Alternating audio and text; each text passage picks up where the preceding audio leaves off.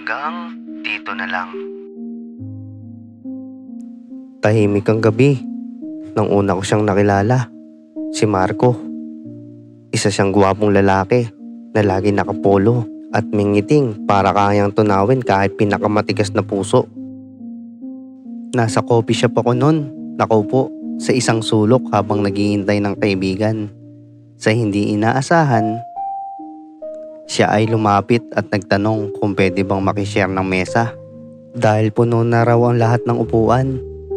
Nung una, simple lang ang usapan. Hanggang nangyari po unti-unti napansin ko ang kakaiba sa kanya. Matalino siya, magaan kausap, at marunong magpatawa. Halos gabi-gabi kami nagkikita pagkatapos ng trabaho at bawat pag-uusap ay parang isang bagong pahina sa isang librong ayaw ko sanang matapos. Hanggang isang gabi, bigla niyang nabanggit. May asawa na siya. Para akong binuhusan ng malamig na tubig. Gusto ko sanang tumayo at umalis, pero huli na. Nahulog na ako. Pwede naman tayong maging magkaibigan lang, di ba? Tanong niya. Parang may bahid ng pag-aalala sa boses. Pero hindi yun nangyari. Mas lalo kami naging malapit. May mga gabing naglalakad kami sa tabing dagat.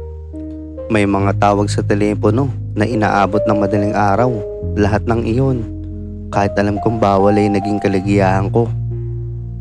Lumipas ang mga buwan at hindi ko maiwasang mangarap na baka sakaling piliin niya ako. Kahit alam kong may mga taong naghihintay sa kanyang bahay. Pilit ko nilalabanan ng sarili kong konsensya. Sinabi pa niya, minsan, kung pwede lang, ikaw sana ang buhay ko. Doon ako mas lalong kumapit. Pero isang araw, bigla akong tinawagan ng hindi kilalang numero. Pwede ba tayong magkita? Boses ng isang babae sa kabilang linya. Sa lugar na napagkasunduan, tumambad sa akin ang babaeng may lungkot sa mga mata. Si Ana, ang asawa ni Marco. Alam ko na, diretsong sabi niya. Alam ko na ang tungkol sa inyo. Para akong napako sa kinakatuyuan ko. Walang salitang lumabas sa bibig ko. Habang siya ay patuloy na nagsasalita. Mahal ko ang asawa ko at alam kong mahal mo siya. Pero may pamilya kami, may mga anak kami. Pag uwi ko, halos hindi ako makahinga sa bigat ng konsensya. Hindi ko alam kung paano haharapin si Marco. Pero nauna na siya, kinabukasan. Dumating siya sa pintuan ng apartment ko. Alam na niya, mahinang sabi.